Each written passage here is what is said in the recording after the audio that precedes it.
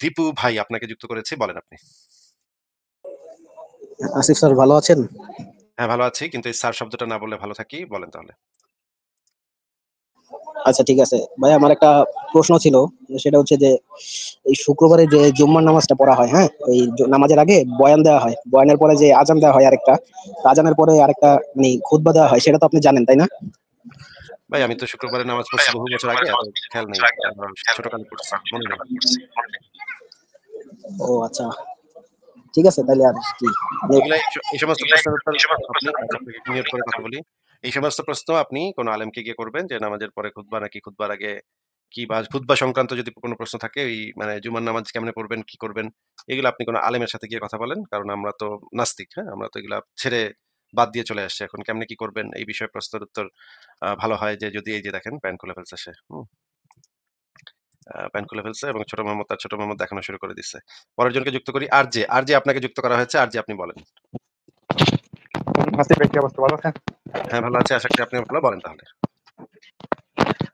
না মানে বলতাম আর কি যে আপনার লাইভ গুলো দেখি মাঝে মধ্যে, ঠিক আছে নি? তো ওইদিকে একটা লাইভ দেখলাম যে আপনার যে আপনার একটা মেয়ে যে বলছিল যে আপনার দাসী, ইসলামের দাসী এগুলো মানে বেচা কিনে আনবে। মানে তো কিছু আপনার হাদিস দেখাইছেন ওই হিসেবে, তো ওখানে দেখলাম যে মানে নারীদের সাথে একটা পণ্য হিসেবে মনে করেন দেখাই বুঝাইতেছে এখানে, তো বোধহয় নারীরা যে একটা মানুষ, ঠিক আছে নি? ওইটা তো বুঝাই না যে একটা পণ্য, জাস্ট যে কিছু হাদিস দেখাইছেন আমার মনে নাই।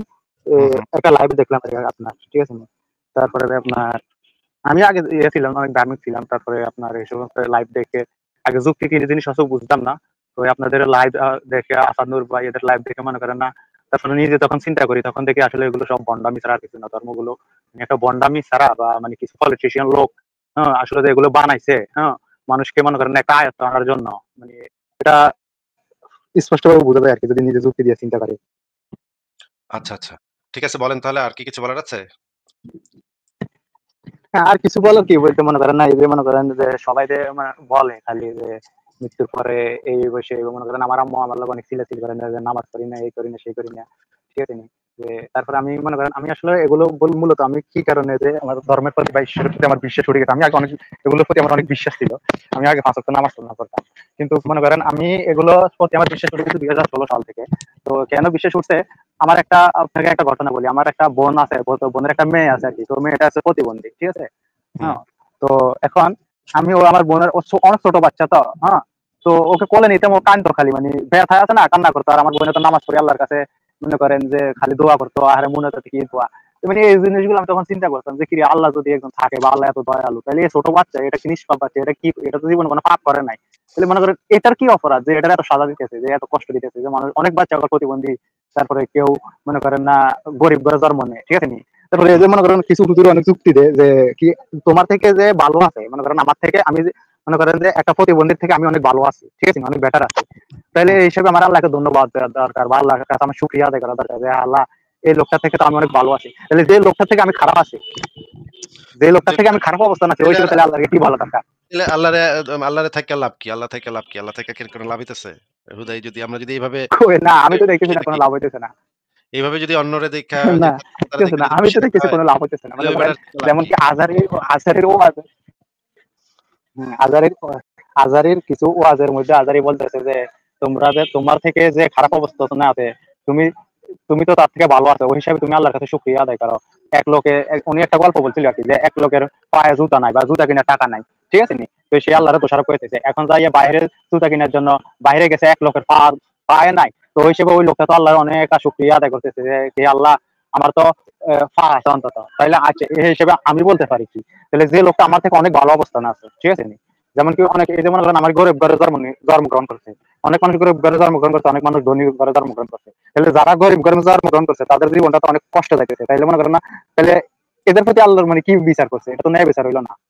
হুম। হ্যাঁ, এই এই তারপরে এই কেউ বলে যে এই একই যুক্তি যদি মনে করেন একটা দেশের শাসকরা যদি এই একই যুক্তি দেয় যে তারা কিছু কারোর জন্য কিছু করব না, কিন্তু মানুষের আর কি অন্য আরেকজন খারাপ লোকরে দেখা তার খুশি থাকতে হইব যে অমুকে তো আরো খারাপ, আমি তাহলে ভালো আছি। দেশের শাসকরা যদি এই যুক্তি দেয় তখন কিন্তু বিরাট ঘটনা ঘটে যাবে। মানুষজন চিন্তা করবে যে মানে এরা এরকম এগুলো কি অযৌক্তিক কথা বলল। কিন্তু আল্লাহর ক্ষেত্রে আবার তারা এই রকমের উদ্ভট যুক্তি কাজে লাগাইতেছে। আচ্ছা তারপর হইলো তাই এই যে মনে করেন এটা নিয়ে আমার লগে কিছু মানুষের তর্কাতর্কি হয়েছিল যে তো একজন কইতেছে যে হে টাকা কামাইছে বাবা ধনী হয়েছে হে যোগ্যতা ঠিক আছে নি তুই পারলে তো যোগ্যতা দিয়ে তুই চেষ্টা কর আচ্ছা, ঠিক আছে আমি মানলাম ঠিক আছে হে যোগ্যতা দিয়া হে ধনী হয়েছে তাহলে হের ঘরের সন্তান তো আর হের যোগ্যতা দিয়ে না হে তো উত্তরাধিকারী সূত্রে ধনী মনে করেন আপনি আছেন 100 কোটি টাকার মালিক হুম, তাহলে আপনার ছেলে তো মনে করেন উত্তরাধিকারী সূত্রে তো সে তো আর মনে করেন না কষ্ট করা লাগবে না সে তো আপনার টাকার মালিক অটোমেটিকলি হয়ে যেতেছে ঠিক হুম, আছে না হুম। তাহলে যে লোকটা গরিব একবার হের করে যে ছেলেরা যার সন্তানটা যার নিচ্ছে হে তার উত্তরাধিকারী শুধু হে তো তার গরিব হইলো না আর ধনী হইলো না হে তো গরিবের হয়ে গেল হুম। ঠিক আছে ভাই, আপনার কথাবার্তা শুনলাম, আপনার আলোচনা শুনলাম। ঠিক আছে, আজকে তাহলে আপনাকে বিদায় জানাই। আচ্ছা ঠিক আছে আসিফ ভাই ঠিক আছে, ভালো ভালো থাকেন থাকি তাহলে। বিদায় জানাচ্ছি আপনাকে। পরের জনের কাছে চলে যাই। আ দেখি আর কি আছে। রাজ্জাক আপনাকে যুক্ত করা হয়েছে। রাজ্জাক, আপনি বলেন তাহলে। রাজ্জাক, আপনাকে যুক্ত করা হয়েছে। হ্যালো, বলুন। হ্যাঁ, বলেন। আপনি তো একটু আগে যুক্ত হয়েছিলেন নাকি? আমাকে শোনা যাচ্ছে? হ্যাঁ, হ্যাঁ, শোনা যাচ্ছে। একটু আগে যুক্ত হয়েছিলেন না? কই না তো। হ্যাঁ, আপনি তো একটু আগে যুক্ত হইলেন না। আপনি ছোট মোহাম্মদ দেখা গেলেন। না ভাই, আমি তো যুক্ত হই নাই। আচ্ছা বলেন, কি বলতে আসছেন বলেন। আচ্ছা, আমি যে বলতে চাচ্ছিলাম যে আসাদ নূর যে আপনাদের সাথে লাইভ করে, হ্যাঁ, ও তো পুরা হিন্দুর দালাল দেখতেছি, বুঝছেন? মানে কয়েকদিন ধরে যেভাবে হিন্দুদের নিয়ে শুধু কথাবার্তা বলতেছে, গুজব ছড়াইতেছে, তার বিষয়ে কি বলবেন আপনি? আপনি কিসের দালাল ভাই, সেটা আগে বলেন। আপনি কিসের জি, দালাল? বুঝলাম না। আপনি কিসের দালাল সেটা নিজের কথা আগে বলেন। আপনার নিজের কথা আগে বলেন। আপনি কিসের দালাল? কিন্তু সে তো একটু বাড়াবাড়ি করতেছে। আপনি কিসের দালাল সেটা বলেন আগে। আপনি কি মনে করেন যে আ ইসলাম সত্য ধর্ম, এটা আপনি মনে করেন নাকি? নিরপেক্ষ। আচ্ছা। আপনি কি মনে করেন ইসলাম না, একটা আমি সত্য ধর্ম, এটা নিরপেক্ষ। মনে করেন? ইসলাম ধর্মটা সত্য কিনা, সত্য নাকি মিথ্যা? নবী মোহাম্মদ ডাকাত ছিল নাকি ধর্ষক ছিল কিনা, এই বিষয়ে আপনার মতামত কি সেটা আগে বইলে নেন। এখানে আপনাদের যা মতামত আমারও তাই মতামত। আপনি যেমন একজন নিরপেক্ষ, ঠিক কিন্তু আছে? আপনি আপনার লাইভে কিন্তু হিন্দু আপনি আসলেও আপনি যেমন আবার মিউট করে রাখতেছি। কিন্তু আপনি তো প্রত্যেকদিন আইসা আমার লাইভে আইসা ছোট মোহাম্মদ দেখায় যান। একদম প্রত্যেকটা দিন আইসা আপনি আমার লাইভে আপনার ছোট মোহাম্মদটারে ক্যামেরা অন করে আপনার ছোট মোহাম্মদটা দেখান। তাও যদি আপনার ছোট মোহাম্মদ যদি একটু বড় হইতো তাইলেও একটা কথা ছিল। কিন্তু আপনার ছোট মোহাম্মদ এতই ছোট, এটা আমি মানে যখন ক্যামেরা অন করে এটা কি দেখান প্রমাণ তখন। করতে পারবেন? হ্যাঁ, অবশ্যই প্রমাণ করতে পারবো। আর এইরকম চুনা হাগাতের সাথে তো আমি মানে সে যে তার ছোট মোহাম্মদ যে ছোট, এটা প্রমাণ করার তো আমার দরকারও নেই। গলা শুনলেই বোঝা যায়। যে কেউ বুঝবে। তো আপনি যে প্রতিদিন এসে আপনার ছোট আপনি মোহাম্মদটারে এই দেখেন। আসাদ নূর নিয়ে আর লাইভ করেন না। আপনি আমারে এসে বলবেন, আপনার ছোট মোহাম্মদ দেখাইন না, সুনাহাগা মুমিন এসে আমারে বলবে আর আমি তার কথা শুনবো। মানে এগুলা এত বলদ কেন? আপনার তো YouTube যেই আপনি ওরে নিয়ে যেটা লাইভ দিয়ে করেন দেখেই তো দেখাই। ওরে নিয়ে লাইভ করেন আপনি না, দেখাবো না। এই তো তুই দেখাইলি কি আর না দেখাইলি কি? তোর মতো মানে সুনাহাগারে আমি গোনায় ধরি রে? তোরা মনে করছিস তোদের মতো সুনাহাগারে আমরা গোনায় ধরি? তোর বউরে চুদি বলদ খানকির। কোথাকার, তোর বলদ কোথাকার, তোর আল্লাহ আর তোর নবীরে উপতা কইরা, তোর আল্লাহ এবং নবীরে উপতা কইরা আমরা প্রতিদিন করি, হ্যাঁ? একদম ছারখার করে দিছি, হ্যাঁ? পিছন দিকটা একদম ছারখার হয়ে গেছে রে।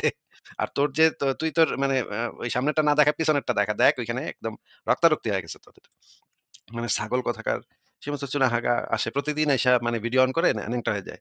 চিন্তা করেন আপনারা যে তাদের মানে মানে যুক্তি হইতেছে আ মানে ভিডিওটা অন করে ন্যাংটা হয়ে যাওয়া। হুম? মানে কি একটা অবস্থা আরে ভাই। মানে তাদের প্রত্যেকটা দিন এই এক কাজ। প্রত্যেকদিন আইসা এসে বসে থাকবে এবং মানে ভিডিওটা অন করেই ন্যাংটা হয়ে যাবে। আ তাও যদি মানে তাহার যে মানে ছোট মোহাম্মদ এটা এত ছোট।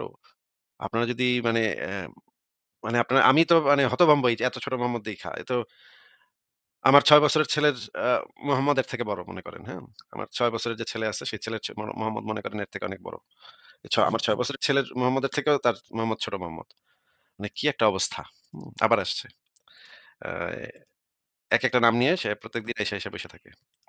ঠিক আছে, পরের জনকে যুক্ত করি। আ আমর বিন আল আস আপনাকে যুক্ত করা হয়েছে, বলেন আপনি। আমর বিন আল আস আপনাকে যুক্ত করা হয়েছে, বলেন। আমর বিন আল আস আপনাকে যুক্ত করা হয়েছে, বলেন। না, আপনি তো কোন কথা বলছেন না। আপনার কোন কথা শোনা যাচ্ছে না। তাহলে বিদায় জানাই। পরের জনকে যুক্ত করি। সুলতান আপনাকে যুক্ত করা আছে, বলেন। ওরে বাবা! সুলতান, আপনার এখান থেকে অনেক ঢস ঢস শব্দ হচ্ছে। আপনি এই শব্দটা ঠিক করেন। আ ঠিক করে আমি আবার একটু আনমিউট করে দেখি আপনারটা ঠিক হইছে কিনা। এবার না কি ভাই, ঠিক আছে আপনার এখান থেকে অনেক সাউন্ড হচ্ছে আশপাশ থেকে। ফুসফুস শব্দ হচ্ছে। আপনি নড়াচড়া না করে একটু এক জায়গায় স্থির হন তো। আচ্ছা এবার কি ঠিক আছে আচ্ছা, এবার একটু মনে হচ্ছে একটু বেটার। আচ্ছা বলেন। আচ্ছা আমাকে একটু 10 সেকেন্ড টাইম যদি দিতেন, আমি একটু একটা স্পেসে যেয়ে তারপরে বলি। আচ্ছা ঠিক আছে 10 একটু সেকেন্ড 10 সেকেন্ড।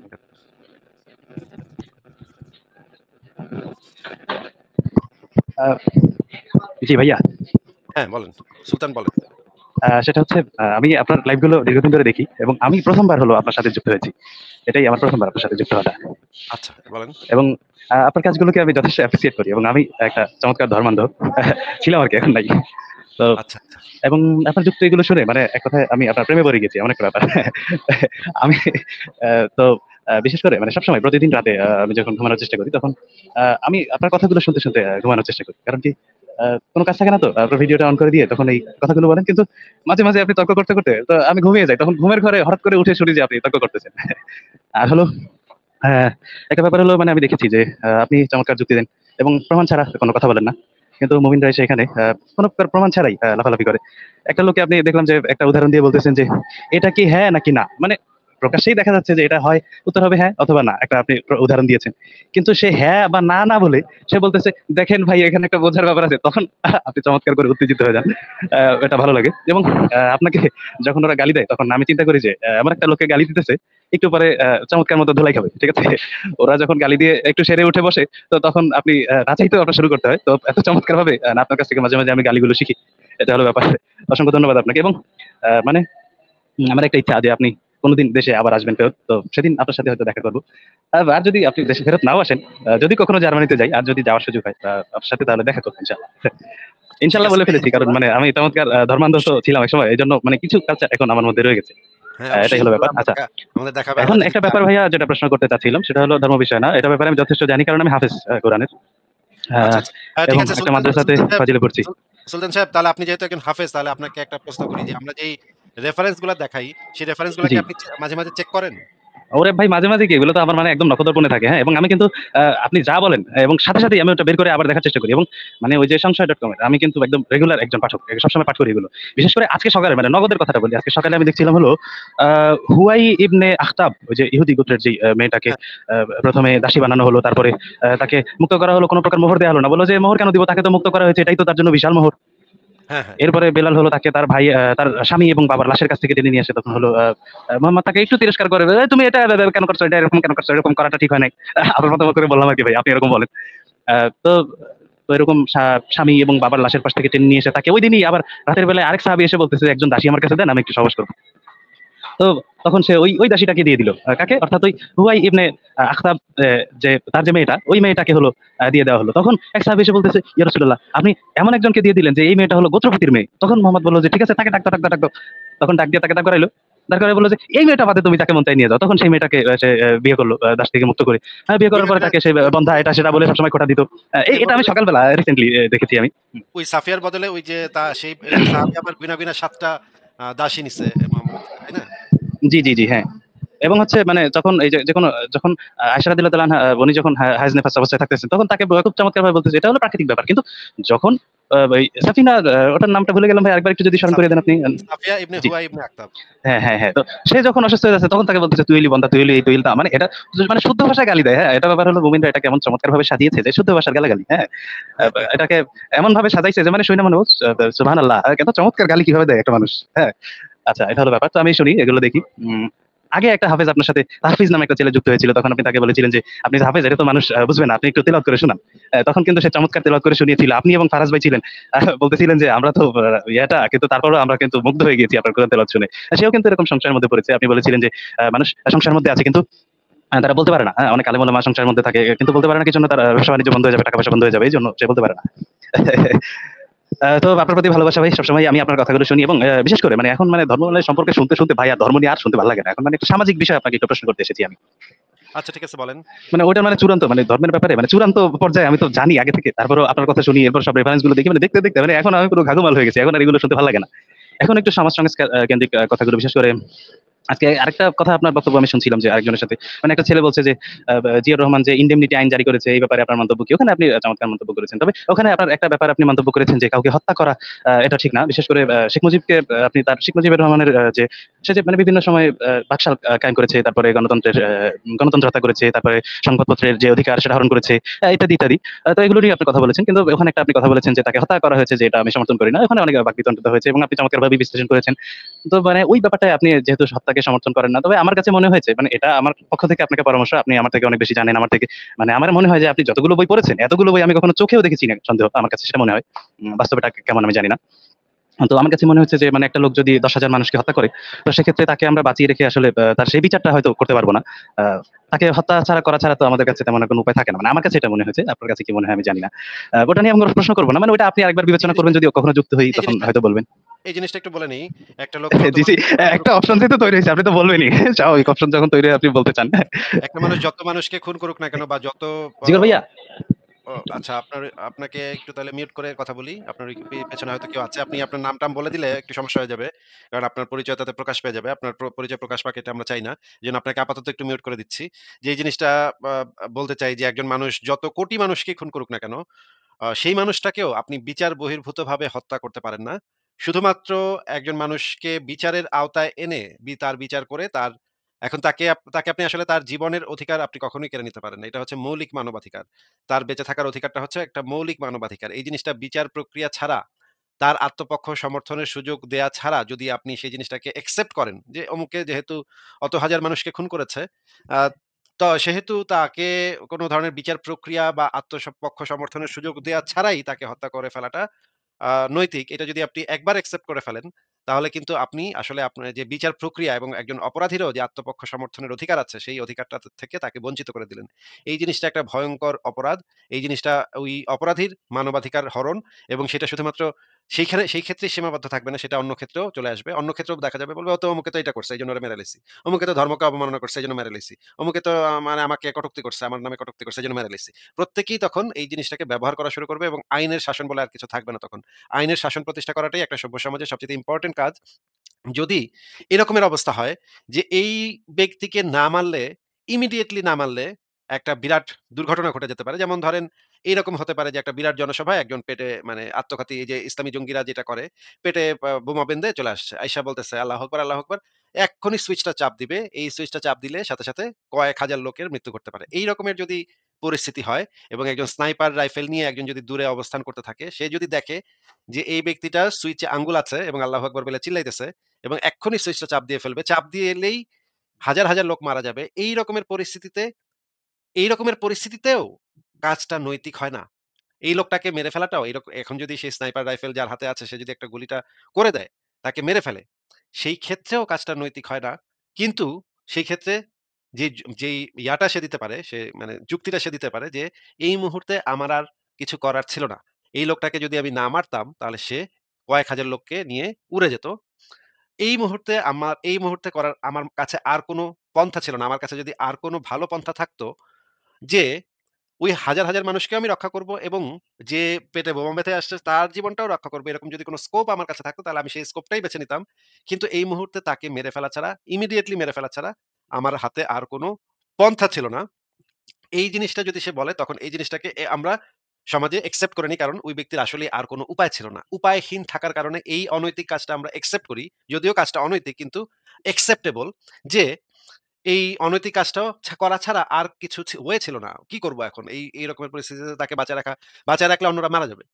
শুধুমাত্র এই রকমের পরিস্থিতিতে আমরা এই জিনিসটাকে একসেপ্ট করি যে বিচার বহির্ভূতভাবে সে হচ্ছে গিয়ে একটা মানে মানুষের জীবনের অধিকারটা কেড়ে নিছে। সেই ব্যাটা জঙ্গি ছিল। কিন্তু তারপরেও তার জীবনের অধিকারটা কেড়ে নিছে। এই রকমের পরিস্থিতিতে আমরা এই জিনিসটাকে একসেপ্ট করি। তারপরেও সেখানে দেখতে হবে যে আসলেই পরিস্থিতিটা এরকম ছিল কিনা যে সে যদি সুইচটা চাপ দেয় তাহলে হাজার, হাজার মানুষ সহ মরে যাবে। শুধুমাত্র এই রকমের রেয়ার কেস গুলাতে যেখানে ইমিডিয়েটলি অ্যাকশন নিতে হবে। এয়ারপোর্টে যেমন ধরেন আ বোমা বাইন্ধা চলে আসছে বা একটা বোমা মেরে দিবে। মানুষকে মেরে ফেলবে। অন্য মানুষকে খুন করতে আসতেছে। আমাকে মারতে আসতেছে। চাপাতি নিয়ে দৌড় দিচ্ছে।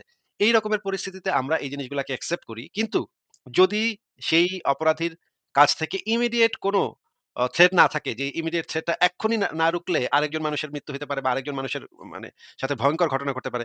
এইরকম পরিস্থিতি ছাড়া আর কোন ক্ষেত্রে এই জিনিসটা অ্যাকসেপ্টেবল না যে একজন মানুষকে তার আত্মপক্ষ সমর্থনের সুযোগ না দিয়ে তার জীবনের অধিকার কেড়ে নেওয়া হবে।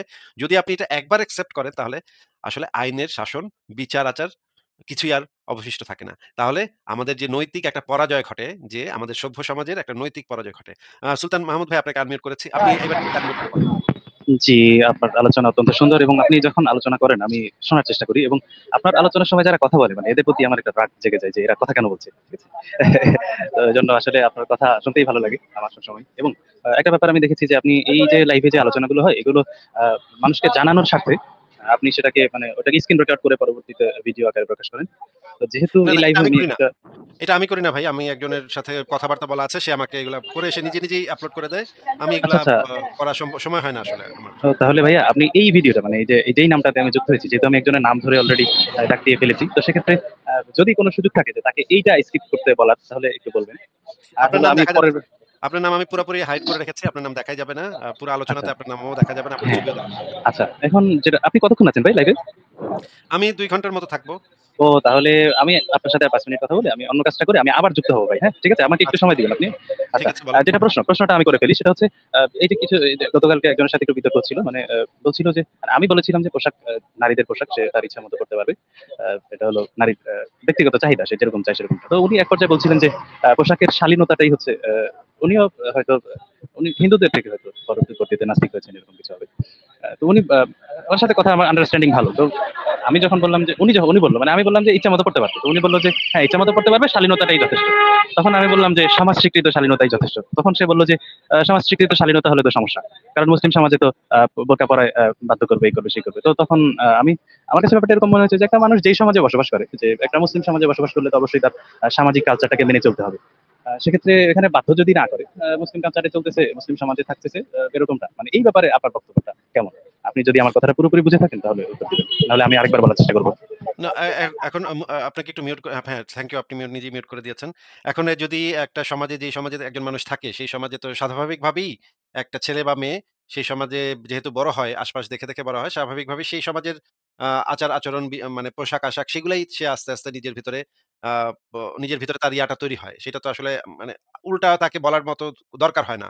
মেক্সিমাম ক্ষেত্রে এই জিনিসটা তাকে বলে দেওয়ার দরকার হয় না যে, তুমি আ যেই সমাজে আছো সেই সমাজের ইয়া অনুসারে তুমি পোশাক-আশাক পড়ো। এটা তাকে বলারই দরকার হয় না। একটা মেয়ে যখন ছোটবেলাতে, এটা ছেলে এবং মেয়ে উভয়ের ক্ষেত্রে প্রযোজ্য। শুধুমাত্র যে মেয়েদের ক্ষেত্রে আলাদাভাবে প্রযোজ্য তা না। একটা ছেলে বা একটা মেয়ে যখন একটা সমাজে বড় হয়, সেই সমাজের আশপাশের মানুষরা যেই পোশাকগুলা পরে, সেই পোশাকগুলা পরেই সাধারণত সে আস্তে, আস্তে বড় হতে থাকে এবং সেও সেই পোশাকটাকেই নিজের ভিতরে মানে গ্রহণ করে নেয়। সেই ধরনের পোশাক পরাটাই গ্রহণ করে নেয়। কিন্তু কেউ যদি সেটা না করে, তাহলে তো তাকে আসলে বাধ্য করা যাবে না। কারণ এটা হচ্ছে তার অধিকার। কেউ যদি মনে করেন, বাংলাদেশে ১ম যখন যেই ছেলেটা জিন্সের প্যান্ট আর টি-শার্ট পড়ছে, আগে তো মানুষ যেটা পড়তো, মানে বাংলাদেশের কালচার যেটা আগে ছিল ধুতি, পাঞ্জাবি। এগুলো ছিল বহু প্রাচীন আমলের বাঙালি কালচার। এরপর থেকে আস্তে, আস্তে প্যান্ট শার্ট হয়েছে। প্যান্ট শার্ট থেকে হচ্ছে গিয়ে এখন জিন্স টি-শার্ট হয়েছে। এই জিনিসগুলা ১ম যখন যারা করেছে তখন তো তাদের একটা সামাজিকভাবে একটা তৈরি হয়েছে, যে রেজিস্ট্যান্স তৈরি হয়েছে যে, "এটা তুমি কি করছো? এটা কি রকমের পোশাক?" আমি যখন ১ম জিন্সের প্যান্ট পড়ছি, আমার বাসা থেকেও বকা দিছে যে, "এই যে এটা আবার কি প্যান্ট? প্যান্টটা এরকম কেন? মানে এত চিপা কেন? পা গুলো এত চিপা কেন? পা তো ঢোলা প্যান্ট পড়তে হবে।" আমি তো মানে আমার ক্ষেত্রেও তো এই জিনিসটা সহজ হয় নাই। একটা মেয়ের ক্ষেত্রেও এই জিনিসটা সহজ হয় না। সমাজে একটা প্রোটেস্ট তৈরি হবে অবশ্যই। সে যদি তার সমাজে যেটা আ মানে সেই সমাজে কেউ করতেছে না, সে যদি ১ম বার করে, ১ম দিকে সেই জিনিসটা একটু প্রোটেস্ট হয়। কিন্তু পরবর্তীতে আস্তে, আস্তে অনেকে যদি করা শুরু করে, তখন সেটাও আস্তে, আস্তে অ্যাকসেপ্টেবল হয়। এই কারণে সমাজ কোনটাকে অ্যাকসেপ্ট করতেছে, কোনটাকে অ্যাকসেপ্ট করতেছে না, সেটাকে আমরা কখনো একটা যুক্তি হিসেবে গ্রহণ করতে পারি না। কারণ সমাজ অনেক সময় ভুল কাজও করে, ভুল সিদ্ধান্তও নেয়। সমাজ অনেক সময় বাজে একটা জিনিসকে অ্যাকসেপ্ট করে, সমাজে প্রচলন করে দেয়। যে জিনিসটা আসলে আ উচিত না। যে জিনিসটার সাথে সমাজ অ্যাকসেপ্ট করলো কি করল না, সেটার সাথে আসলে সেই কাজটা ন্যায় নাকি অন্যায় সেটার কোন সম্পর্ক নেই। কারণ সমাজ অনেক সময় ভুল জিনিস অ্যাকসেপ্ট করে নেয়। যেমন সমাজে একসময় সতীদাহ প্রথা খুবই অ্যাকসেপ্টেবল একটা কালচার ছিল। কিন্তু যখন আ রাজা রামমোহন রায় যখন বলেছিল যে, "না, সতীদাহ সতীদেরকে এইভাবে পোড়ায় মারা যাবে না।" তখন কিন্তু সমাজ একটা প্রোটেস্ট করেছে। এখন তার মানে হচ্ছে, সমাজে যেটা অ্যাকসেপ্টেড, সমাজে সবাই যে এটা পালন করতেছে, সেটাই যে আ নৈতিকতার মাপকাঠি হবে, সেই জিনিসটাকে আমরা বলতে পারি না। অনেক সময় দেখা যায় সমাজ একটা যে খারাপ জিনিসকেও অ্যাকসেপ্ট করে নেয়। যেমন দাসপ্রথা। আমেরিকাতে দাস প্রথা একটা অ্যাকসেপ্টেড ব্যাপার ছিল। দাসদেরকে কালো মানুষদেরকে দাস হিসেবে তারা মানে কাজকর্ম করাবে, মারবে, পিটাবে এগুলা সমাজে একটা অ্যাকসেপ্টেড ব্যাপার ছিল। কিন্তু আব্রাহাম লিঙ্কন যখন ১ম এই যে মানে এটার বিরোধিতা করে এবং এটার বিরুদ্ধে আইন পাস করার চেষ্টা করে, আমেরিকান সমাজে একটা বিরাট প্রোটেস্ট তৈরি হয়েছিল এবং একটা গৃহযুদ্ধ বেঁধে গেছিল। আমেরিকান সিভিল ওয়ার যদি আপনি পড়েন সেখানে আপনি দেখতে পাবেন যে অনেকগুলা প্রদেশে মারামারি লেগে গেছিল। যে প্রদেশে যুদ্ধ লেগে গেছিল। রীতিমতো খুনাখুনি হয়ে গেছে। এটা নিয়ে রক্তারক্তি হয়ে গেছে। তো তার মানে হচ্ছে সমাজে দাস প্রথাটা একসেপ্টেড ছিল। নতুন একটা আইডিয়া বা নতুন একটা পোশাক বা নতুন একটা আচরণ যদি আ সমাজ সমাজ একসেপ্ট করতেছে না, এই যুক্তিতে যদি আমরা সেটাকে বাধা দেই, এইটা সবসময় যে সমাজই সঠিক হবে এইরকম তো কোনো যুক্তি নেই। বরঞ্চ দেখা যাচ্ছে সমাজ অনেক সময় ভুলভাবে একটা জিনিসকে একসেপ্ট করে নিছে এবং সমাজে প্রচলন করছে। পরবর্তীতে সঠিক জিনিসটাকে তারা প্রোটেস্ট করছে এবং সেই সঠিক জিনিসটাকে আটকানোর জন্য যথাসাধ্য চেষ্টা করছে। এই কারণে আমরা সমাজে একসেপ্টেড এইটাকে কোনো যুক্তি হিসেবে গ্রহণ করতে পারি না। আমাদেরকে যেটা দেখতে হবে যে এই পোশাকটা তার পরিবেশের উপরে, তার আবহাওয়ার উপরে যেমন একটা প্রচন্ড ঠান্ডার দেশে একটা মেয়ে যদি এখন বিকিনি পরে যেখানে -40° যে মনে করেন ফিনল্যান্ডে মাইনাস এখন 40°, সে একটা বিকিনি পরে ঘুরতেছে। হুম? এরকম যদি ঘোরা শুরু করে তখন তো এটা একটু দৃষ্টিকটু লাগবে। কিন্তু তারপরেও তাকে কেউ কিছু বলতে পারবে না। সবাই বলবে যে, "তুমি এই ঠান্ডার ভিতরে এই রকমের পোশাক পরে ঘুরতেছো, এটা কেমন কথা? তোমার তো অসুখ হবে। তুমি তো" এইটা বলতে পারে একজন মানুষ। কিন্তু এর থেকে বেশি আর কিছু করতে পারে না। তারপরেও যদি ওই মেয়ে বিকিনি পরে যদি হাঁটতে চায়, কারোর আসলে কিছু করার নেই। কেউ এখানে তার যে জীবন, তার ব্যক্তি স্বাধীনতা সে এক এক মেক্সিমাম যেটা করতে পারে একটা পুলিশে ফোন দিতে পারে। পুলিশে ফোন দিয়ে বলতে পারে, "দেখো আমি -40°র ভিতরে দেখতেছি একটা মেয়ে বিকিনি পরে হাঁটতেছে। তোমরা এই মেয়েটাকে রক্ষা করো। মেয়েটার মানে মাথা খারাপ হয়ে গেছে।" তখন গিয়ে পুলিশ আইসা হয়তো তাকে তার জীবনটা রক্ষা করার জন্য তাকে চাদর দিয়ে ঢেকে দিতে পারে যে -40°র ভিতরে সে বিকিনি পরে হাঁটতেছে এটা কেমন কথা? আবার প্রচন্ড গরমের ভিতরে দেখা যায় যে যদি দেখা যায় যে একজন বাংলাদেশে আমি এটা দেখেছি যে একবার আমি তো লোকাল বাসে চলাফেরা করতাম। একবার লোকাল বাসে উঠেছি। প্রচন্ড গরম ওই দিন। আমি দেখলাম একজন মহিলা আ বোরখা-টোরখা পরে মানে উঠছে, ইসের ভিতরে উঠছে। এবং আমি দেখতেছি যে সে খুব জোরে নিঃশ্বাস নিতেছে। আমার পাশেই বসছে। খুব জোরে নিঃশ্বাস নিতেছে এবং আমি বুঝতেছি সে মানে অবস্থাটা তার খুবই খারাপ। এই গরমে কালো বোরখার ভিতরে মানে এমন গরম যে আমি হালকা পাতলা জামা পরে আছি। আমার মানে টি-শার্ট পুরা ভিজে যাচ্ছে। আর আমি দেখতেছি যে কালা বোরখা পরা একজন মহিলা বসে আছে। তার ওই কালা বোরখার ভিতরে কি অবস্থা? ওইটা তো পুরো মোটামুটি মনে করেন জাহান্নাম হয়ে গেছে। হাবিয়া দোজখ হয়ে গেছে ওইটার ভিতরে। সে তারপর যখন বাস থেকে নামলো তখন দেখলাম যে সে থরথর করে কাঁপতেছে। এভাবে থরথর করে কাঁপতেছে। এবং আমি তখন যেটা করলাম আমি বুঝতে পারছি যে এই মহিলার অবস্থা খুবই খারাপ। এই মহিলা একটু এখনই স্ট্রোক কইরা পইড়া মইরা যেতে পারে। আমি তার হাতটা ধরলাম। কারণ সে রাস্তা পার হইতে পারতেছিল না। আমি তার হাতটা ধরে বললাম, "আসেন আপনারে আমি আগায় দেই।" সে আমার সাথে এমন করল কিন্তু মানে খুব মানে হয়ে গেল যে সে আমি কেন তার হাত ধরছি? আমি বলছি, "আসেন আপনি রাস্তা পার করে দিই।" তারপরে সে বোরখার মুখটা উঠাইলো। আমি দেখলাম যে তার মুখটা পুরা ঘামে ভর্তি এবং সে অত্যন্ত বয়স্ক একজন মহিলা। আমি বললাম, "আসেন খালাম্মা আসেন আপনাকে আমি রাস্তা পার করে দিচ্ছি। আপনি রাস্তা পার হইতে পারবেন না।" সে থরথর করে কাঁপতেছিল রাস্তার মাঝখানে। তারপরে সে বলতেছে, ঠিক আছে বাবা তুমি পার করে দাও।" তারপরে আমি পার করে দিলাম। কিন্তু রাস্তা পার করতে তার হাতটা যখন আমি ধরে রাখছিলাম, আমি বুঝতেছিলাম এই মহিলার অবস্থা মানে ১৪ টা একদম মানে খুব খারাপ অবস্থা। তখন আমি রাস্তা পার করে তাকে বলতেছিলাম যে, "আপনি একটু বোরখাটা খুইলা আপনি একটু ফ্রেশ এয়ার নেন, ফ্রেশ বাতাস নেন। একটু এখানে বইসা থাকেন। আপনি একটু পানি-টানি খান। একটু বাতাস-টাতাস নেন। আপনার তো অবস্থা খুবই খারাপ।" বলে, "না বাবা আমি তো জি। বোরখা খুলতে পারব বস্তা না।" পেঁচানো ছিল এমন একটা ভাব। প্রচুর এরকম বস্তার মধ্যে একটা যেরকম অবস্থা, থাকে। অবস্থার ভিতরে মানে আমি মানে হতভম্ব যে এই মহিলা তো একটু পরে মারা যাবে। একটু পরে তার যে অবস্থা একটু পরে সে হয়তো মারা যাবে। অবশ্যই আমারই এটা আগে অবস্থা থেকে খারাপ। গেস করা যায়। জি। অবস্থা দেখে বোঝা যাচ্ছে। যেখানে অবস্থা আমরা দেখে বোঝা যাচ্ছে। রোদের মধ্যে এমনি স্বাভাবিকভাবে আমরা চলাচল করতে গিয়ে পুরুষরাই মানে সমস্যায় পড়ে যাই। এইটা আমি জাস্ট এটা তাকে বলতে পারি যে, খালাম্মা আপনি এটা একটু খুইলা একটু বাতাস-টাতাস নেন। আপনার তো অবস্থা খুব খারাপ। একটু পানি দিয়া মুখটা ধোন। এইটুক পর্যন্ত বলতে পারি। কিন্তু তাকে তো আমি বাধ্য করতে পারি না। সমাজে কোনটা অ্যাকসেপ্টেড না, এইটা তো তার উপরে আমি চাপায় দিতে পারি না। তারও অধিকার আছে যে সে এই বোরখা পরে ঘোরাঘুরি করবে। এটা তার অধিকার আছে। এখানে তো আমি কিছু বলতে পারি না। আমি জাস্ট জি। তাকে সাজেশনটা দিতে পারি। জি, এইটুক জি, জি। ছাড়া আমার পরামর্শ, করতে পারি না। পরামর্শ। বাধ্য করতে পারি না। জাস্ট পরামর্শটা দিতে পারি। এটাই হলো হ্যাঁ, মানে মূল থিওরিটা। হ্যাঁ, হ্যাঁ, হ্যাঁ, হ্যাঁ, আমার দায়িত্বের জায়গা থেকে যে আমি যেটা ফলো করি যে হ্যাঁ, আমি তো এই জিনিসটা ফলো করছি। তুমি চাইলে কিন্তু এটা ফলো করতে পারো। এরকম পরামর্শ দিয়ে দিতে পারি। কিন্তু পিটাইছি, ধরছি, মারছি, ভাঙছি। তুই এটা করবি নাইলে তোরে একদম ফাটাইয়া হালামু, কল্লা উড়াইয়া দিমু। এগুলো আসলে মানে একদমই বাজে। যেগুলো আপনি সবসময় বলেন। আরেকটা ব্যাপার যেটা একটু আগে ভাই, আমার আগে যে ছেলেটা যুক্ত হয়েছে, ও কিন্তু বের হয়ে যাওয়ার আগে আপনাকে গালিগালাজ করেছে। এবং হ্যাঁ, হ্যাঁ, সে সে মনে করছে যে ইসলামকে মানে ওই যে রবি এয়ারটেলের যে টাওয়ার গুলো অনেক লম্বা বাংলাদেশের মধ্যে উঁচু যে আগে ভবনগুলো থেকে উঁচা থাকতো টাওয়ার গুলো, ও মনে করছে যে টাওয়ারের মাথায় উঠে ফেলছে ইসলামকে। মানে আপনাকে গালি দিয়ে ও ইসলামের হ্যাঁ, খুব বেশি উপকার করে ফেলছে। হ্যাঁ, আবার দেখেন ওর গালিটা শুনে কিন্তু বোঝা যাইতেছে যে ফজর নামাজ পড়বে না। ঠিক আছে? তাইলে ও আসলে মানে ওর দ্বারা আদৌ ইসলাম কি পাইতেছে? আরেকটা ব্যাপার হলো ওর নবী তো বলে দিয়েছে যে তুমি আ আ যারা হলো ইসলামকে বিশ্বাস করে না তাদেরকে যদি গালি দাও, তাইলে তারা আর কেউ গালি না দিয়া তো সরাসরি তোমার আল্লাহর নবীরে দিবে। তাইলে মানে ওর নবীরে ফাও গালি খাওয়াইছে। এটা দোষ তো ওর। এই হ্যাঁ, দোষ তো এটা আর আসিফ মহিউদ্দিনের না। আরেকটা ব্যাপার হলো মানে আল্লাহ তো আসিফ মহিউদ্দিন ইচ্ছা করলে তো কিছু করতে পারবে না। আল্লাহ তারে দিয়ে যেটা করাইবে সেটাই তো সে করতে পারবে। মানে এটার ভাষ্য অনুযায়ী। মানে হাদিস যতক্ষণ হাদিস বলছে। পর্যন্ত জি, মানে হাদিস কি? একদম মানে একদম মানে ওই হেডকোয়ার্টারের অর্ডার কুরআন। যে যখন ফাইদা কদা আমরান, মানে যখন সে কিছু চায়, ফাইদা কি ইউকাল লাহু কুন ফায়াকুন, আমি ভুলে গেছি। মানে অনেকদিন পড়ি না তো। মানে সে কুন আচ্ছা, এবং ফায়াকুন এই দুইটার মধ্যে সীমাবদ্ধ থাকে। কুন বললেই হয়ে যায় আর ফায়াকুন বললেই শেষ হয়ে যায়। তো এটা সে কুন বইলা হয়েছে, ঠিক আছে? এই যে দোষটা যেগুলো হয়েছে সব ওর হইছে। আচ্ছা, সে মনে, আরেকটা মনে, মনে যদি কোন বলে, যদি উচ্চারণ না করে মনে, মনে যদি বলে তাহলে হবে না? আমাদের যেরকম মনে, মনে আসে, মানে আমরা মুখ দিয়ে বলি না। মনে, মনে আসে যে হ্যাঁ এটা কুন হয়ে যাবা, হয়ে গেলে কেমন হইতো? আচ্ছা মনে, মনে।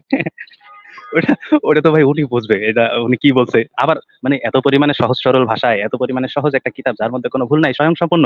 এটা বুঝতে আবার ২০০ খন্ডের আবার তাফসীর পড়া লাগবে। হ্যাঁ, এরপরে আবার হাদিস শাস্ত্র পড়া লাগবে। বুখারী পড়লে হবে না, শুধু মুসলিম পড়তে হবে। বুখারী, মুসলিম, হাদিস শাস্ত্র, তাফসীর এগুলো পড়লে হবে না। ফতোয়ায়ে শামী পড়া লাগবে, ফতোয়ায়ে আলমগীরি পড়া লাগবে। হ্যাঁ, ঠিক আচ্ছা, ভাই। বলেন, বলেন তাহলে। আমি পড়াশোনা করছি একটা রাষ্ট্রবিজ্ঞান, সমাজবিজ্ঞান এবং অর্থনীতি। এই ৩ সাবজেক্টের সমন্বয়ে একটা সাবজেক্ট। আমি সাবজেক্টের নাম বলব না, তাহলে অনেকে ধরে ফেলবে মানে। আ আরেকটা আছে মানে ইসলামীয় এখনো গবেষণা করছি, এখনো চলছে। আরেকটা ব্যাপার হলো সিভিলাইজেশন এর কথা বলেছিলেন, আমেরিকান সিভিলাইজেশন এর। ওই সময়টাতে আব্রাহাম লিঙ্কন যে হচ্ছে দাস প্রথা বিলোপের জন্য কাজ করেছে। উনার ব্যাপারটা যদি একটু বলতে চাই, আপনি এটা জেনে থাকবেন যে আমার কাছে মনে হয়েছে যে উনি আন্তরিকতার জায়গা থেকে এটা বিলোপ করেন নাই। আমার কাছে মনে হয়েছে যে উনি যখন দেখলো যে যুদ্ধ এত পরিমাণে বেড়ে যাচ্ছে, তখন উনার একটা বক্তব্য আছে যে আ আমার যদি যুদ্ধে জয় করার জন্য একটা দাসকে মুক্ত করতে হয়, তাহলে আমি একটা দাসকে মুক্ত করব। যুদ্ধে জয় করার জন্য যদি আমার ২ টা দাসকে মুক্ত করতে হয়, তাহলে আমি ২ টা দাসকে মুক্ত করব। আর যদি সবগুলো দাসকেই মুক্ত করতে হয়, তাহলে আমি সবগুলোকেই মুক্ত করে দিব। তাহলে আসলে ভাই এটা বোঝা যায়, মানে আমার যেটা আমার কাছে যেটা মনে হয়েছে যে সে হলো আন্তরিকতার জায়গা থেকে না, বরং এই সমস্যাটা ট্যাকেল দেওয়ার জন্য জাস্ট এটা করেছে। আপনার কাছে এটা কি মনে হয়?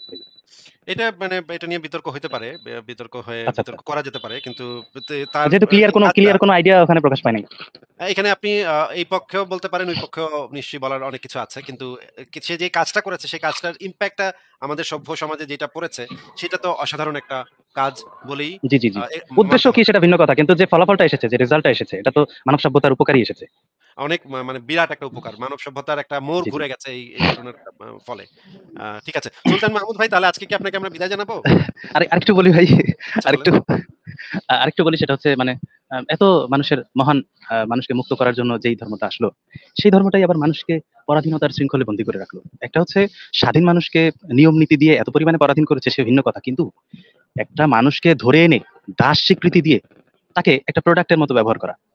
তাহলে যে ধর্মটা এসেছে মানুষকে মুক্ত করার জন্য, সেই ধর্মটাই আবার মানুষকে এমনভাবে বন্দী করছে যে এই মানুষটাকে ছাড়ানোর কোনো উপায় নেই। আরেকটা ব্যাপার হলো আল্লাহ তো সবই জানতেন যে একদিন এই দাসপ্রথা বিলোপ হবে। সারা পৃথিবীতে কোথাও দাসপ্রথা নাই। এটা নিয়ে আপনার একটা বিস্তার আলোচনা আছে, আমি ভিডিওতে শুনেছি। ধরো সারা পৃথিবীতে কোথাও দাসপ্রথা নাই। তো সে এত কিছু জাইনাও সে এটা ওই সময় কেন বিলোপ করে দিল না? আর আরেকটা ব্যাপার হলো দেখবেন ভাই, কোরআনের যে বিধানগুলো, এগুলো সব আগে থেকে আল্লাহ কিছু দেন নাই। মানে হঠাৎ করে ঝামেলা লাগছে, এবার ঝামেলার সমাধান দিয়া মোহাম্মদ বলছে যে এটা হলো আল্লাহ থেকে আসছে। তাইলে আল্লাহই যদি দিয়া থাকে, তাইলে এই গ্যাঞ্জামটা হওয়ার আগে সে দিল না কেন? তাইলে তো মানুষ বুঝতো যে গ্যাঞ্জাম হইলো না। কিন্তু গ্যাঞ্জামটা হওয়ার পরে সে দেওয়ার কারণে এই যে মানুষের নাক ফাটাফাটি গেল, সাহাবীরা মদ খাইয়া যে ঘুষাঘুষি করলো। আবার বলছে যে কুরআনের আয়াত হলো স্থিতিশীল, এর ভিতরে কোনো পরিবর্তন নাই। কিন্তু আমি দেখতেছি যে মানে পরিবর্তন নাই বইলা নাসেক মানসুক ঢুকাই দিছে আবার। আবার মানে ভাই যে বিস্তার বর্ণনা আপনি তো করেন, ওই যে বিশেষ করে সূরা নাস এবং ফালাককে তো হযরত আব্দুল্লাহ ইবনে মাসউদ রাদিয়াল্লাহু তাআলা হয়তো সে বলছে যে এটা কোনো কুরআনের অংশই না, এটা বাদ দাও। এবং বলছে যে ওসমান হলো কুরআন কুরআনের লেখক, মানে ওহী লেখক সাহাবীকে অর্থাৎ এমন প্রধান হিসাবে একটা লোককে নিযুক্ত করেছে, যেই লোকটা ছিল কাফেরের ঔরসে যখন কিনা আমি মাসুদ ইসলাম গ্রহণ করেছি। তাহলে সেই লোকটাকে হলো আ প্রধান অভিলেখ করছে। এবং অনেকগুলো শব্দ আপনি দেখিয়েছেন। মানে একাধিকবার ভাই আপনি মানে সব আলোচনা করেই ফেলছেন। তারপরেও একটু পুনরাবৃত্তি করতে ভালো লাগে। আ ওখানে আপনি দেখাইছেন যে অনেক ওয়ার্ড যেগুলো কুরআনের মধ্যে ভুলভাল চলে আসছে। এবং মানে বলতেছে যে তিনিই বৃষ্টি দেন, তিনিই পানি দেন, অতঃপর আমি শস্য ফলাই। তাইলে এখানে তিনি সবার লাগে। এখন এই আমি শস্য ফলাই, আমিটাকে? তিনি বৃষ্টি দেন, তিনি পানি দেন, তিনি জমিনকে উর্বর করেন। অতঃপর আমি শস্য উৎপাদন করি। তাহলে এই আমিটাকে? তাহলে এটা তো মানে একদম মানে গ্রামাটিক্যাল যে সাবজেক্ট এবং যে বলে যে সাবজেক্ট ভার্ব এগ্রিমেন্ট, যে ইংলিশে আমরা যেটা পড়ি সেটাই তো হচ্ছে না। তাহলে এটা কিভাবে স্বয়ংসম্পূর্ণ হলো? আরেকটা ব্যাপার হলো এবং ওই যে ওসমান রাদিয়াল্লাহু তাআলা আনহুকে যখন হত্যা করা হয়, তখন এটা হত্যা করেছে হলো আবু বকর রাদিয়াল্লাহু তাআলা আনহুর ছেলে। সে তার দাড়ি ধরে টান দিয়ে বলতেছে, তুমি কালামুল্লাহ পরিবর্তন সাধন করেছো। এইভাবে তাহলে আ এবং মানে কোরআনের সবচেয়ে যে অসম্পূর্ণ দিকটা সেটা হচ্ছে কি, মুহাম্মদ তার জীবদ্দশায় কোরআনকে লিপিবদ্ধ করে যান নাই। কারণ সে কখন মরবে এটা সে জানতো না। যদি জানতো তাহলে সাথে, সাথে লিপিবদ্ধ করে বলতো এই পর্যন্ত শেষ। এবং সে এগুলো জানতো না বিধায় হুট করে মরে গেছে। হুট কইরা কোরআনটা আর লিপিবদ্ধ করা হয় নাই, করা হয় নাই এবং নিজেকে নবী বলে দাবি করেছে। ঠিক আছে? কিন্তু সে কোরআনের আয়াতগুলো মাঝে, মাঝে ভুলে যেত এবং এ সম্পর্কে অসংখ্য রেফারেন্স আছে। আ সবগুলো রেফারেন্স ছাড়াই আপনি যেহেতু রেফারেন্স ছাড়া কথা বলেন না, তো আপনার সাথে আমি রেফারেন্স ছাড়া কথা বলতে পারব না। আ ভুলে যেত সে আয়াতগুলো। তো সে ভুলে যেত, তাহলে তাকে যেখানে আল্লাহ তাআলা সার্বক্ষণিক নিয়ন্ত্রণ করছে, তার একটা মুখ দিয়ে একটা কথাও আল্লাহর হুকুম ছাড়া বাইর হয় না। এই লোকটা এরকম ভুল করে ফেলতেছে। তাইলে এটা কেমন হইলো? এটা কেমন কি? এবং মানে আমি একটা জিনিস দেখেছি যে অসংখ্য স্ববিরোধী কথায় ভরপুর। মানে এক জায়গায় বলছে আমরা হলো মুহাম্মদ সাল্লাল্লাহু আলাইহি নিজে বলছে যে আমি হলো ইসলাম গ্রহণকারীদের মধ্যে প্রথম। আরেক জায়গায় আদম আলাইহিস সালাম বলতেছেন আমি হলো ইসলাম গ্রহণকারীদের মধ্যে প্রথম। আরেক জায়গায় ইব্রাহিম আলাইহিস সালাম বলছেন যে আমি ইসলাম গ্রহণকারীদের মধ্যে প্রথম। আরেক জায়গায় মিশরীয়দের কাছে যখন ইসলামের দাওয়াত দেওয়া হলো তখন তারা ইসলাম গ্রহণ করে বলল আমরা ইসলাম গ্রহণকারীদের মধ্যে প্রথম। এই যে সব এরকম অসংখ্য মানে স্ববিরোধী কথায় ভরপুর, যেগুলো আসলেই দৃষ্টিকটু। এবং একটা ব্যাপার হলো আপনি সবগুলোর প্রমাণ দেন। মুমিনরা সুন্দর করে প্রমাণগুলো শোনে। ভাই আপনার কাছে কি প্রমাণ আছে কোনো? আপনি সুন্দর করে প্রমাণগুলো বের করে দেখান এবং আপনি সহিহ হাদিসের বাহিরে কোনো কথা বলেন না। আপনি যে ফতোয়াগুলো বের করেন, আপনি যে মাসালার বইগুলো বের করেন, এগুলো সব একদম সার্টিফাইড। এগুলো মানে ইয়ারকি মারা কোনো বই না যে হ্যাঁ, এটা বের করে দেয় যে দূর এর বইটা ভালো না। এই বইটা তো অবশ্যই সার্টিফাইড এবং আপনি যে বইগুলো দেখান এগুলো সবই সার্টিফাইড, হাদিসগুলো সব সার্টিফাইড এবং কোরআনের আয়াতগুলোর ভিতরে কোনো ভুল নাই। আপনি একদম বই খুলে দেখান। এরপরও এদেরকে আপনি দেখাইয়া জিজ্ঞেস করেন যে এই যে ফাও ফাও মারলো, এটা কি সঠিক হইছে নাকি ভুল হইছে? তখন সে সরাসরি বলতেছে না যে সঠিক হইছে বা ভুল হইছে। সে বলতেছে না এটা নিয়ে ইয়া পড়া লাগবে, ব্যাখ্যা একটা লাইন দেখে বোঝা যাবে না। এবং তখন আপনি বলেন যে একটা লোক পানির গ্লাস হাতে নিল, পানি খাইলো। এখানে কি কোনো ব্যাখ্যার প্রয়োজন আছে? তখন বলে না, না, না, ব্যাখ্যার প্রয়োজন আছে। তখন আপনি বলেন যে আচ্ছা, আমি গ্লাস হাতে নিয়ে পানি খাইলাম। এটা যদি কেউ ব্যাখ্যা দিতে চায় তাইলে ব্যাখ্যার মানে কি এটা হবে যে আমি পানি খাই নাই? আমি পানি খাইছি এটা ব্যাখ্যা দিলে তো সেই ব্যাখ্যার রেজাল্ট এরকম দাঁড়াবে যে হ্যাঁ, আমি পানি খাইছি। এটা তারা মানতে চায় না। তো এইসব জায়গা থেকে আসলে মানে আপনার যে যুক্তিগুলো আমি শুনি, বিশেষ করে আপনি কগনিটিভ বায়াসনেস একটা কথা বলেছেন। মানে হলো মানে আরেকটা যুক্তি বলেছেন, সেটা হলো আর্গুমেন্ট ফ্রম ইগনোরেন্স, মানে মানুষের অজ্ঞতার জায়গা থেকে তাকে আটকে ফেলা, যে তুমি তো জানো না তার মানে এটা হলো এরকম। অর্থাৎ ১, ২, ৩, ৪, ৫ কয় পর্যন্ত গুনলাম বলো তো? বলে আমি তো গুনতে জানি না। ও আমি ২০০ পর্যন্ত গুনছি। মানে এই সুযোগটা তার, যে সে যে জানে না, এই সুযোগটাকে কাজে লাগানো। মানুষ পৃথিবীর সৃষ্টির রহস্য জানে না।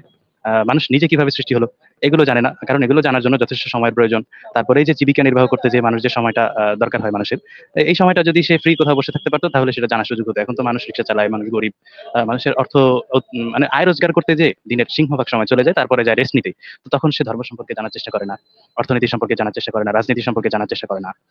তো এই না জানার জায়গা থেকে তাকে মানে ইগনোরেন্সে ধরে ফেলে, অজ্ঞতায় তাকে ধরে ফেলে। তখন সে যা শোনে ওই যেটুকু শুনছে ওইটুকুই।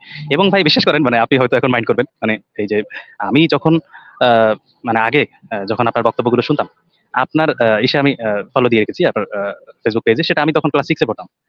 আপনার পোস্ট আমার সামনে আসা মাত্র আমি রিপোর্ট মেরে দিতাম। মানে কি লেখছেন? ওতে কি আছে? ওতে কি সমাজ সম্পর্কে উন্নয়নশীল কিছু লিখছেন? নাকি সমাজকে ডিমোশনের দিকে নিয়ে যাবেন এরকম কিছু লিখছেন? মানে এগুলো কিছু পড়তাম না।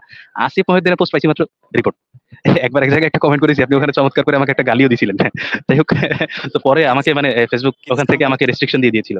কি দিছিলাম বলেন তো? আমার খেয়াল নেই, বলেন তো। ওইখানে আমি বললাম আপনাকে আমি গালি দিয়েছিলাম। মানে আপনাকে গালি দিয়েছিলাম কিরকম, মানে যে না জেনে না বুঝে এরকম আরো একটা বিস্তার মানে ১ লাইনের একটা গালি। তো তখন আপনি আমাকে আরেকটা ছোট একটা, বেশি দেন নাই। তো পরে আবার আমাকে রিপোর্ট সম্ভবত মেরেছিলেন। তো তখন আমাকে আমি এখন যে ফেসবুক আইডিটা চালাই এটাতেই এই রিপোর্টটা আসছিল এবং আমাকে প্রায় ১ সপ্তাহের জন্য আমাকে সাসপেন্ড করে দিয়েছিল এবং আমি ১ সপ্তাহ চালাতে পারতাম না ফেসবুকটা। কি হয়েছিল মানে হঠাৎ করে।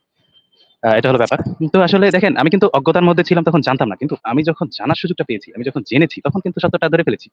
এটা ব্যাপার হলো মানুষ অবশ্যই যুক্তির জায়গা থেকে, অর্থাৎ দেখেন যুক্তির জায়গা থেকে একটা ছেলেকে আমি বললাম যে এই যে স্বাধীন মানুষকে যে দাস বানাইছে, তোমার বোনকে যদি ধরে আইনা দাস বানাই তুমি কি মানবা? তোমারে ধরে নিয়ে যদি দাস বানাই তুমি কি মানবা? তো সে বলতেছে না মানবো না। আমি বললাম তাহলে সেইটা করছে কা? বলে ভাই এগুলো আমার বললেন না, আমার ভাও বললেন না, আপনি আপনার কাজ করেন, আমি আমার কাজ করি। তাহলে দেখেন ভাই, মানে সে যখন জায়গায় যেয়ে আটকে যাচ্ছে তখন সে হলো কি কোনো আর্গুমেন্টে যাচ্ছে না, বলছে যে ঠিক আছে ভাই এগুলো বাদ দেন, এগুলো আমার বললেন না। কিন্তু যতক্ষণ পর্যন্ত সে আটকাইতেছে না ততক্ষণ বলে যুক্তি দাও, এই দাও, সেই দাও, অমুক দাও, তমুক দাও। তাইলে যেমন এই চার্লস ডারউইনের যে বিবর্তন তত্ত্বটা আছে, এটা প্রমাণ করার জন্য মানে ২ কোটিটা উদাহরণ লাগবে। উদাহরণ ৫০০ কোটি দিলেও বলবে আরো ২০টা না হইলে হবে না। কিন্তু এই যে একটা অজ্ঞতা, এটার কোনো প্রমাণের প্রয়োজন নাই। এটা প্রমাণ আদম হাওয়ার প্রমাণ লাগবে না? আদম হাওয়া এমনি, এমনি বিশ্বাস করেন যায় নাকি? জি, জি, জি। এবং আপনি এই যে ওইখানে আপনার এখানে একজন ভাই যুক্ত হয়, অমিত ভাই। অমিত ভাই একদিন বলেছিলেন যে মানে যদি আদম হাওয়া থেকে মানুষ এসে থাকে তাহলে এই পৃথিবীর সব মানুষের মাঝে একটা ডিএনএ বিদ্যমান থাকবে, যেহেতু তারা এক পিতামাতার সন্তান। এবং ওখানে আরেকটা কথা ছিল যে ওখানে ওই কথাটা ছিল না। আমি পরে গবেষণা করেছি যে আমাদের এই পৃথিবীতে ৪ টা মহাজাতি। একটা হলো অস্ট্রালয়েড, মঙ্গোলয়েড, ককেশয়েড, নিগ্রয়েড। তো এই জাতিগুলোর যে ডিএনএ গুলো এগুলো মানে একদম একদম আলাদা। কেউ খাটো হচ্ছে, কি লম্বা হচ্ছে। এগুলো হলো যারা নিষাদ জাতি, যারা হলো একসাথে দ্রাবিড় একসাথে মিলেমিশে হয়েছে। কিন্তু তারা যারা এই যে স্বতন্ত্র জাতিগুলো রয়েছে, এগুলোর সাথে ককেশারদের সাথে নিগ্রয়েডের মিল নাই কোনো। মানে একদম এদের ডিএনএ থেকে শুরু করে এদের ভিতরে এদের স্পাম থেকে যে সন্তানগুলো জন্ম হচ্ছে এগুলো তাদের মতোই হইতেছে, ককেশারদের মতো হইতেছে না, নিগ্রোর সন্তান নিগ্রোর মতো হইতেছে, ককেশারদের মতো হইতেছে না। তো এটা থেকেই বোঝা যায় যে আসলে এক জাতিগোষ্ঠী থেকে মানুষগুলো আসে নাই, হ্যাঁ, এটা হলো বিভিন্ন জাতিগোষ্ঠী থেকে। এবং সেখানে অমিত ভাই পরে একটা পোস্ট করেছিল ফেসবুকে এই ব্যাপারে, পোস্ট করে সেখানে লিখেছে যে একটা দ্বীপে কিছু মানুষ এরকম বিস্তারিত বলছি না, কিছু মানুষ একটা দ্বীপে গিয়েছে, তো পরবর্তী দেখা গেল তারা সবাই আস্তে আস্তে মারা গিয়েছে, কারণ হলো তাদের সাথে এই যে জিন তত্ত্বের যে মিলটা হচ্ছিল না, সবাই মরে গেছে। তো হুম, হুম। জাতিগোষ্ঠীর সাথে জাতিগোষ্ঠীর একটা মিল না থাকলে তখন এই সন্ততিগুলো বাড়তে চায় না, এগুলো শেষ হয়ে যায়। এটা হলো ব্যাপার। আরেকটা ব্যাপার মানে ভেরিয়েশন না থাকলে, ভেরিয়েশনটা না জি, জি, থাকলে। জি। জি, জি, জি। এই ব্যাপারে। তো ভাই সবগুলো আলোচনার উপরে আপনি আরেকটু সারাংশ যদি একটু বলতেন। আপনার কথা শুনতে আমার ভালো লাগে। আমি চুপ করে শুনি সুলতান আপনি ভাই, যখন আপনি বলেন। অনেকক্ষণ আপনার সাথে আলোচনা করলাম। অনেক আমার ব্যাকস্টেজটা ভর্তি হয়ে গেছে। আপনার সাথে কথা বলে খুবই ভালো লাগছে। আপনি আরো যদি সময় পান বা আপনার যদি সুযোগ হয়, তাহলে আপনি আমাদের লাইভে মাঝে, মাঝে যুক্ত হতে পারেন। আমাদের আরো কয়েকটা জি, লাইভ জি, জি আছে। ভাই। আমি আমি আমি যে কিভাবে যুক্ত হতে হয় এটা আমি জানতাম না। এজন্য মানে আমি কয়েক জায়গায় ট্রাই করেছি। তারপরে এখন দেখলাম যে আপনি লিংক এখানে দিয়ে দিয়েছেন। তারপরে আমি একদম আমার লাইফে ফার্স্ট টাইম আপনার সাথে যুক্ত হলাম। আপনার আপনার এবং কথাবার্তা খুবই ভালো এবং আপনি যে আলোচনা করেন সেটা আমার কাছে খুবই ভালো লাগছে। আপনি যদি আমাদের লাইভ গুলাতে যুক্ত হতে চান, আলোচনা করতে চান, তাহলে আপনি আমাকে একটা মেইল করেন। এই নামটা দিয়ে যে নামে যুক্ত হয়েছেন সেই নাম দিয়ে আমাকে একটা মেইল করবেন। তাহলে আমি আপনাকে একটা মানে ইয়াও দিতে পারি যে আপনি আমাদের লাইভ গুলাতে রেগুলার যুক্ত হয়ে আলাপ আলোচনা করতে পারেন বা তর্ক-বিতর্ক করতে পারেন। যদি আপনার সময় সুযোগ হয় তাহলে, এবং জি, আপনি আমি যদি আপনার পেজে নিরাপদ মেসেজ দিতে পারছি না। ওখানে কি একটা অ্যালগরিদম কি না, না, সমস্যা আছে? মানে আমি না, না, আপনার সাথে কনট্যাক্ট করতে মেইল চাচ্ছিলাম করবেন। কিন্তু পারছি না। মেইল করবেন আমাকে। মেইল করবেন। তাহলে আমার পেজ মেইলটা হলো, আমি কোথায় পাবো এখন ভাই? এই যে দেখেন নিচে স্ক্রল করছে। হুম, এই মেইল অ্যাড্রেসে আপনি একটা মেইল করবেন এবং আমি হ্যাঁ, এই যে স্ক্রিনশট দিয়ে নিয়েছি। আপনাকে আমাদের যে আরো কয়েকটা অনুষ্ঠান আমরা আছে, সংশয় ডেইলি লাইভ শো একটা আছে, সত্যের সন্ধানী একটা আছে। অনেকগুলা প্ল্যাটফর্ম আমাদের আছে। একটা প্ল্যাটফর্মে জি, আপনি জি। যদি কথাবার্তা বলতে চান, হ্যাঁ, সত্যের আলোচনা সন্ধানী করতে চান। প্ল্যাটফর্মে আমি যুক্ত আছি। ওখানে একটা পেজের মতো ওখানে সত্যের সন্ধানী একটা পেজে আমি আছি দেখেছি। আচ্ছা। তাহলে আমরা সেই ব্যবস্থাটা করতে পারি যে আপনিও আলাপ আলোচনা করবেন আমাদের সাথে। মুমিনদের সাথে বিতর্কে আমাদের অনেক মানুষ দরকার। অনেক ভালো লাগে। মানে মানে ভাই একটা ব্যাপার হইছে কি, মানে আমি যখন সত্যটা জেনে গিয়েছি এখন অনেকেই আমাকে বলে এগুলো মানে গোপন রাখ, এগুলো বলাবলি করিস না। কিন্তু মানে মানুষের সত্যটা জানা থাকলে তার অন্তরটা যে এমন ছটফট করে যে মানুষকে বলতে মনে চায় শুধু যে সত্যটা জানাই মানুষকে। মানুষ যে এই যে ইগনোরেন্স এর মধ্যে আছে মানুষকে একটু উত্তরণ ঘটানো উচিত। মানুষ যে মানে এই যে হ্যাঁ, কিন্তু অসভ্যকর এবং এই যে বাংলাদেশে দেখেন ভাই যে হিন্দু মুসলিমদের মারামারি একটা এখন লেগে আছে। মানে এই যে শেখ হাসিনা তো ভারতের সাথে একটা যথেষ্ট সম্পর্ক ছিল। ওই সম্পর্কের জায়গা থেকে সে যখন সরে গেছে এখন ভারতের সাথে টানটান উত্তেজনা। এই জায়গা থেকে দেখেন হিন্দু মুসলিমদের একটা দ্বন্দ্ব কিন্তু শুরু হয়েছে। এটা কিন্তু ধর্মীয় সম্পূর্ণ। এটা কিন্তু কোনো রাজনৈতিক না। এবং ৪৭ এ দেশ ভাগের যে প্রবণতা এটাও কোনো রাজনৈতিক না, সম্পূর্ণ ধর্মীয়। হুম। যাই হোক কিন্তু অসংখ্য ধন্যবাদ। কিন্তু কিন্তু আপনি যেটা করবেন যে সামনাসামনি মানুষজনের সাথে সেই আলোচনাটা একটু এড়িয়ে চলবেন। কারণ আপনার নিরাপত্তার স্বার্থে। যথেষ্ট কৌশলী করি। মানে ওদের মনে সংশয় ঢুকে গেল। পরে আমি আবার আরেকটা বলে লেভেল দিয়ে দেই যে, "না, আমি হ্যাঁ, হইলে ওইটার বিরুদ্ধে।" হ্যাঁ। ঠিক আছে। ঠিক আছে, কিন্তু আপনি যদি এই আলোচনাগুলো করতে চান তাহলে অনলাইনে নিজের পরিচয়টা গোপন করে করতে পারেন। ঠিক আছে সুলতান মাহমুদ ভাই, তাহলে আজকে আপনাকে আমরা বিদায় জানাই। ভালো থাকেন। জি ভাইয়া, ধন্যবাদ। ঠিক আছে। আপনাকে বিদায় জানালাম তাহলে। সুলতান মাহমুদ ভাইয়ের কথাবার্তা খুবই ভালো লাগলো আমার। যে উনি, আচ্ছা আমরা দেখি